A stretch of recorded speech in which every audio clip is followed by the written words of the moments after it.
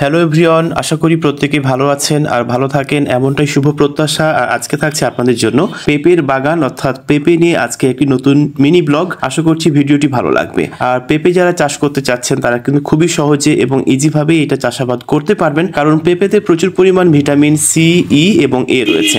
আর এটা কিন্তু আপনি খুবই কোনো ঝামেলা ছাড়াই কিন্তু ইজিভাবে চাষাবাদ করতে পারেন। আর এই পেঁপেতে কিন্তু বেশ লাভজনক আপনি হতে পারেন, কারণ পেঁপে কিন্তু সারা বছরই পাওয়া যায়। আর পেঁপে এমন একটা সবজি যে বছরের যে কোনো সময় আপনি লাগাবেন, যে কোনো সময়ই কিন্তু আপনি ভালো ফলন পাবেন। আর যারা ডায়াবেটিস রোগী রয়েছেন তাদের জন্য দারুণ একটা সুখবর রয়েছে। এই পেঁপে যদি আপনি নিয়মিত খান তাহলে আপনার ডায়াবেটিসটা চিরতরের জন্য চলে যাবে। এছাড়াও যাদের ত্বকের সমস্যা রয়েছে, এই ত্বকের সমস্যাও কিন্তু দূর করবে নিয়মিত পেঁপে খেলে। আর পেটের সমস্যা, ওজন নিয়ন্ত্রণ করে সবকিছুই কিন্তু আপনি পাবেন এই পেঁপের মাধ্যমে। সুতরাং বুঝতে পারছেন যে পেঁপে আপনি চাষাবাদ করবেন, পেঁপে চাষাবাদ করে আপনি যখন বিক্রি করছেন সেখানে আর্থিকভাবে একটা লাভবান হচ্ছেন, বাট আপনার যে দৈহিক যে সমস্যাগুলো রয়েছে সেগুলো কিন্তু আপনি সমাধান পেয়ে যাচ্ছেন।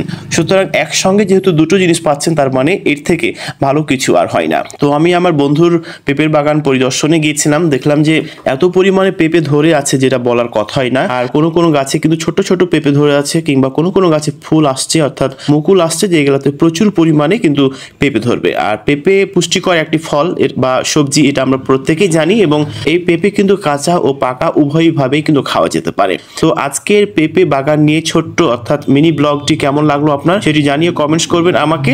ধন্যবাদ সবাইকে এতক্ষণ সাথে থাকার জন্য। পরবর্তী ভিডিও নিয়ে আবারও আসবো আপনাদের সাথে। আজকের মতো এ পর্যন্তই। আল্লাহ হাফেজ।